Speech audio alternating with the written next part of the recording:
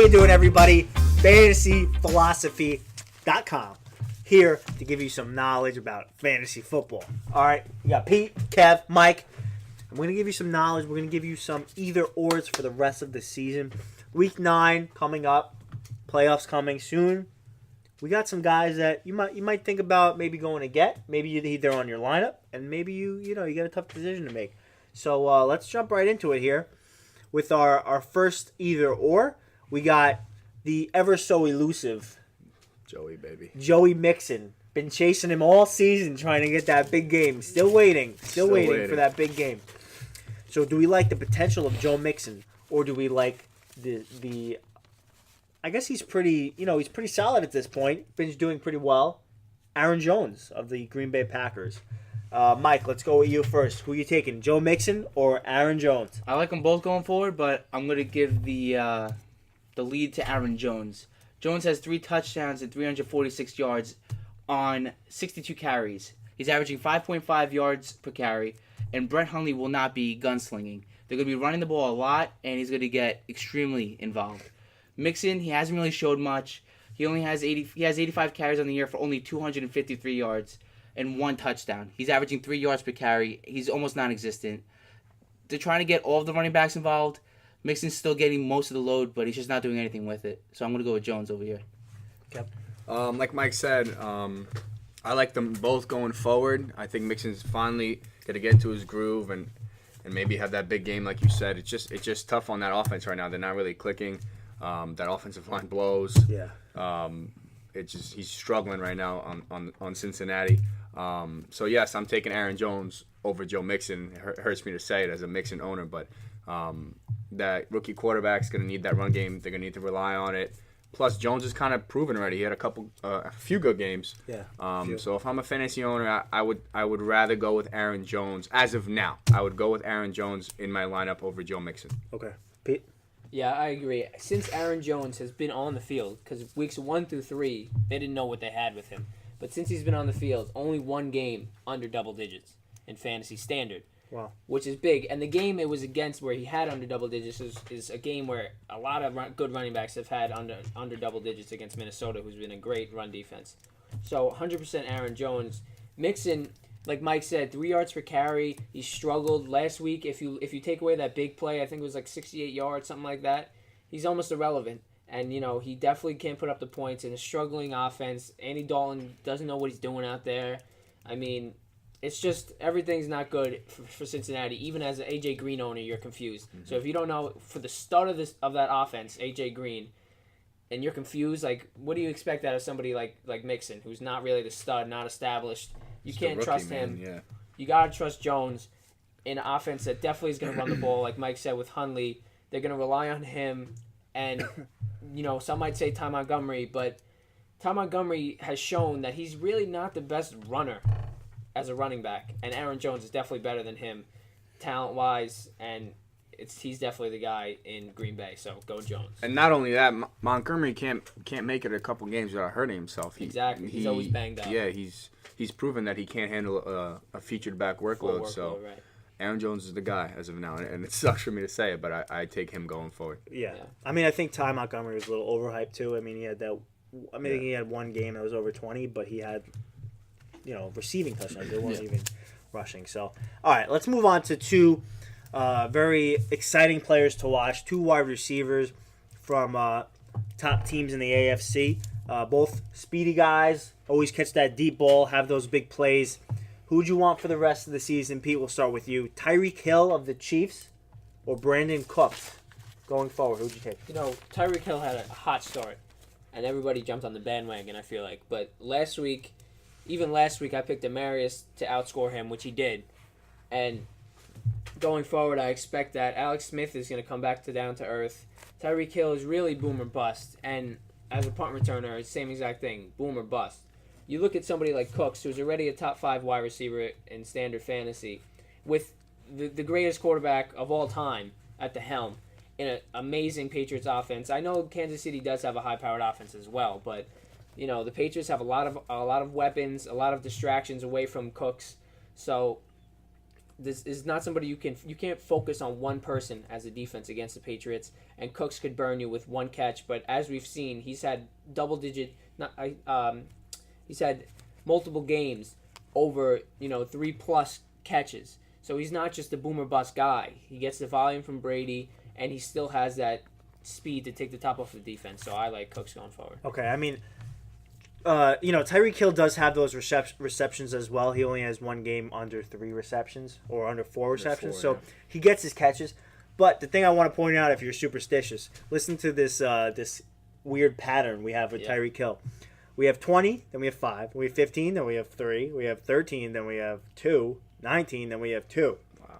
So he's if you're due, a gambling man, he's due for due. a big game against Dallas. So maybe next week he's the guy you want to plug in and play. But I think for me, I would take Cooks rest of the season. He's more consistent. He's got the GOAT throwing to him. And, I think he's a better player, to be honest. I think he's got a better skill set. And I think he'll be a better player in fantasy. I mean, obviously these guys are both guys that you're going to have. Yeah, they're both guys you want to We're just start. It's even hard to Right. pick one or the Even other. even both guys have pretty decent schedules coming up. But if we had a nitpick, this is what we say. So Right, maybe throwing in a guy on DFS, you need someone to throw in. Yeah, right. A top receiver. Maybe these are some of the guys you want to take. Yeah. Now for me, both guys are extremely targeted and induced in their lineup. But I just think Tyreek Hill is more of a star in the league. Plus, Brandon Cooks it's kind of an unpredictable role in the New England offense. They have Gronk there and Amendola. Like you guys said, you can't go wrong either way. I feel like it's almost even like a personal decision. Like, who do you like more? Both these players are top 5 wide receivers right now. So I would just go with Tyreek Hill, kind of in a personal opinion, just like I said. Yeah, I agree with Kev. The only thing with Cooks is Hogan hurt? I mean, if Hogan's gonna miss time, I think Cooks' value will Hogan, be going up a lot. Hogan is probably one of Brady's favorite targets right now, and if he doesn't have Hogan, he's gonna have to start throwing the ball a lot more to Cooks. But if Hogan isn't, then I'm gonna start going to Tyreek Hill because he gets the receptions, he gets the returns, and he gets the rushes. He just has the ball in his hands way too often to not have him in your lineup, at least over Cooks. Okay. So yeah, it really just depends. If Hogan's in, you gotta go with Hill. All right, here's another interesting rest of season. You may have these 2 guys on your lineup, just depending on if you drafted them or not. Definitely possible to have both, but I think coming on to the middle of the season, both players have been pretty well. They're doing pretty good. Definitely coming on as we thought in the beginning of the year. We got Evan Ingram of the New York Giants or Jimmy Graham of the Seahawks. Kev, Jimmy Graham coming off a 2-touchdown game, Evan Ingram coming off a bye. Both seem pretty promising, but who would you rather have for the rest of the season? For me, I'm completely sold on this kid in New York. Evan Ingram going to catch close to 100 balls this year. In the last 2 games, he had, I think it was almost 22 catches in the last 2 games. Wow. So that's kind of insane, especially now with Odell and Marshall gone. Eli's really going to rely on him. Right. Like you said, you can't go wrong with either one of these guys. Jimmy Graham is, I think, second in the league in red zone targets. Seattle's offense is moving right now, so they get down in the red zone, they're looking for Jimmy. But if you're looking for a consistent, steady guy, especially in PPR, that's going to catch those balls, you want Evan Ingram. You rely on Jimmy for the touchdowns, but Evan Ingram's consistency. Definitely. Mike, what do you think? Yeah, I'm also riding the Evan Ingram train. He's getting just too many targets. He's really Eli's only target in New York right now. He's getting the volume. He's getting receptions. He's getting the touchdowns. Jimmy Graham's doing good too, but when you only have one guy to throw to, you kind of have to go to that guy because you know he's going to get the targets. He's going to get you the points. I actually think Evan Ingram might be the best receiver in all of New York, including the Giants, the Jets, and the Bills. They're all pretty weak around the receiving corps. You're right. Ingram's You're showing a definitely lot of talent. I like him a lot. I definitely go Evan Ingram over Jimmy Graham. And Peter, what do you think? I want to say Jimmy Graham, but he's battling an ankle injury right now, so we're gonna have to see. Jimmy Graham with the injuries, but I'm still gonna go with him because I'm gonna go against you guys and say Jimmy Graham. I love Ingram. I'm a Giants guy and I like the speed out of a tight end, but on a team like Seattle where you have no running game, if you get in close, you can't run the ball, and you're gonna look for the big body Jimmy Graham. He was proven in the league. He's a big touchdown guy, and even his last 3 games, he's had nearly 10 or above 10. And his schedule coming up is pretty easy. Nobody that scares you. I mean, no, there's nobody that scares you there. You got San Francisco and the Eagles to get the last 2 games before fantasy playoffs. So that could be that push that gets you in, and he could be, 2 big games, and he could get you into the fantasy playoffs. So I would go Jimmy Graham for the rest of the season. Yeah, definitely an interesting choice. Both players doing very well.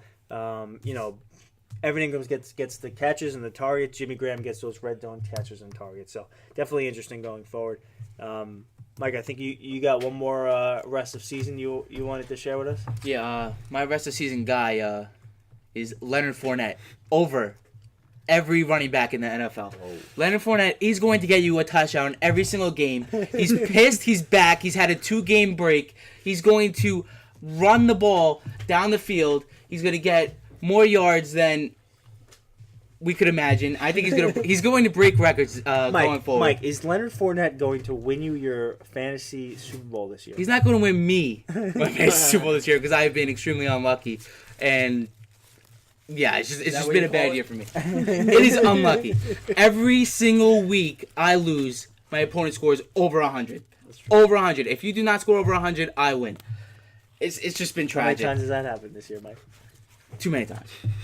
I have 2 wins on here. Oh, God. But don't hold me to that. I have another league where I'm running shit. But Mike, is he playing this week? Leonard Fournette is Yeah. playing this week. I'm Like I said, I'm going he's an, back, he's under, healthy, an under and he's 10 gonna on go up. Fournette this week, Mike. I Ooh. think. Wow. Wow. No, I'm just kidding. No, I'm with you, Mike. I think he's getting 20 no, plus. He's gonna have. He's gonna gonna have a have good rest of 20 the year. plus this week. He's a monster. Leonard yeah. Fournette going forward, fantasy MVP. All right. Obviously, Mike's a little high on Lenny for the rest of the year, but I honestly think he's gonna have a great rest of the year. No, he will. Yeah. All right. So let's go talk about some guys that aren't as well known as Lenny Fournette in fantasy this year. Let's get our top sleepers for the week. I think we have a regular sleeper and a very deep sleeper that we're going to share with you guys today. So this is some good content, especially if you got 6 teams on a bye this week and you're looking for a guy to plug in. Maybe he'll get you between 6 and 8, or maybe he'll have that high ceiling and break out for you. So Pete, let's start with you. Let's get your 2 sleepers. You want both of them? Yeah, let's get both, Pete. All right. Well, you know what? Let's start with the sleeper, normal sleeper. Normal He's sleeper. he's ready to go to bed, but he's still awake. Maybe needs some warm milk. I'm gonna go with Ed Dixon. In a Panthers offense that just lost their number 1 target in Kelvin Benjamin, and really the only guy in that offense right now. I mean, Funchess maybe, and not even. I mean, McCaffrey he's got the receptions, but.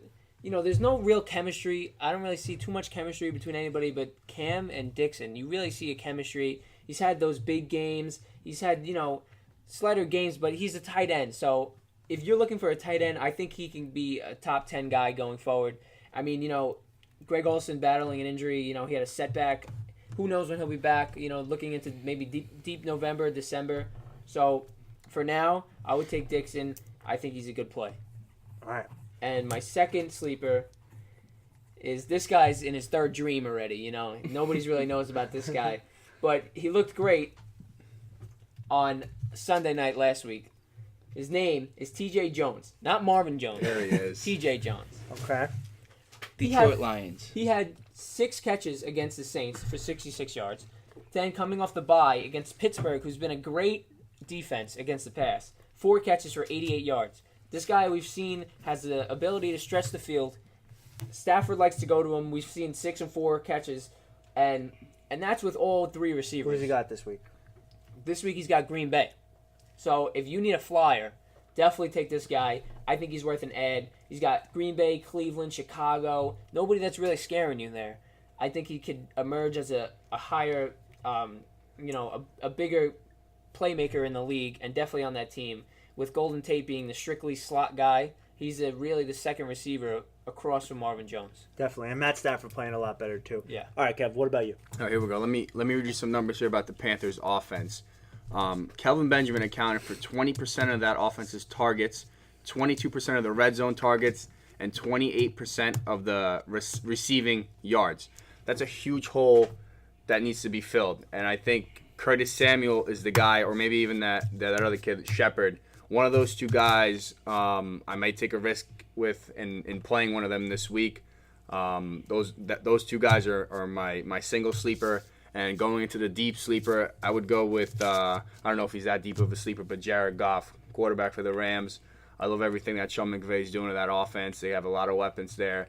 Gurley's the man right now. Robert Woods, Sammy Watkins, Cooper Kupp. I think they're going to start trending even better than they are now. Yeah, and I mean, Jared Goff going against the Giants, who have been a little shaky. I mean, put up tons of points to Russell Wilson in that offense, and now suspending both of their top 2 cornerbacks, DRC and Janoris Jenkins.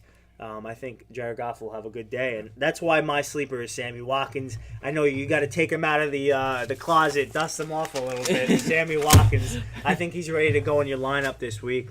I know the last time he had a good game was 10 years ago, but I think if you're going to play him 1 week, I think this is the week that you do it. Definitely high on him this week. All right, Mike, what is your sleepers? My sleeper is Kenyon Drake. For some reason, he's still under 30% owned in most fantasy leagues, and he's been getting a lot more of the running back 2 work in Miami before Ajayi left. I think he's going to lead the team in rushing going forward. I don't think Damian Williams is really much of a threat over there. Coming into the league, I saw a lot of comparisons to Jamal Charles. And I think he could do something similar to what Jamal Charles did for the Kansas City Chiefs. He's a decent receiving back. He can find the hole. He has the speed. So if he gets the hole, he's gonna. Mike, did you just compare him to Jamal Charles in his prime? Yes. Oh my Lord! Here Have we you go. seen Here what we that go. O-line has done with Mike's Jay It doesn't matter. Mike's gonna be It wearing doesn't matter. a Drake jersey It doesn't matter. next week. He has the speed. All he needs is an opportunity. He needs one hole, and he will stretch it down the field. I mean, hey, he's somebody who's going to get volume. He's going to get volume. He just needs that one slot. And he's going to take it down the field. Ajayi couldn't do it. Ajayi couldn't do it. This guy will. I mean, think about it. You're not going to trade somebody away if you got nothing behind him. You got nothing to lose by picking him. Yeah. I mean, they definitely have to have some kind of faith in Kenyon Drake. Yeah, I agree. Going forward, my deeper sleeper, a lot of people are raving about Alfred Morris with Zeke suspended and Darren McFadden. I'm more of a Rod Smith kind of guy. I think this guy has a lot of talent. Mike, that's deep. Just like Kenyon Drake, he has That's the real speed. deep, Mike. Yeah, he has the talent. Even Mike, two, if you- even if 2 you're weeks right ago, about this, even, Mike. even 2 weeks ago, when Zeke destroyed the 49ers, he got a little bit of looks. He had 6 carries for over 80 yards. What was the score in that game? No, he had 8 carries for over 60 yards. What was the score in that I'm game? just saying, he got some looks. If he got some looks, Darren McFadden hasn't touched the ball all year. So I'm not even thinking about Darren McFadden going forward. It's just Alfred Morris and Rod Smith. There you have I it, think Rod Smith man. is going to start getting some opportunities, and he's going to show that he's a dog. I'm not playing him in the next couple weeks. He's not but playing him for the rest of the season. He's on my he's on my team, and by the end of the season, Smith, you he heard will it be here starting. first. He will be Rod starting Back, Dallas Smith. Cowboys. before Zeke comes back. He will be starting a game. Mike, is he scoring a touchdown before Zeke comes back? He will be scoring more than 1 touchdown before Zeke comes Oh, back. here we go. Hey, Okay. before You we heard end it this- here, Rod Smith. Before we end this, I just want to give a shout out to my guy, who I gave a shout out to last Yes, week. do it. And you said, "Oh, we're talking about kickers." Harrison Butker, who puts up 21 points twice. This guy is out of his mind. You pick him up if he's on your waiver wire, and I wouldn't even trade for this guy in a high-powered offense. Harrison Butker. Let us know what you think. Come on, you don't hear your name in any podcast. Look at ours and recognize that. Let's go, butt kicker. Harrison Butker, Rod Smith. We're really digging deep on this show. So thank you guys. I know you had some great sleepers, Mike. You're digging deep. I love it. I really do. All right, so there you have it. There's our sleepers of the week and our either ors. Definitely look to check us out for some, looking ahead. And enjoy the Thursday night game. Should be a good one. Bills, Jets. We'll look to see if Kelvin actually does anything with Tyrod Taylor or not. He's in there. And maybe the Jets they'll get a win. I mean, we'll Maybe, see. We'll probably. see what happens. So there you have it. Thanks again, Mike, Kev, Pete. Have a good night, everybody.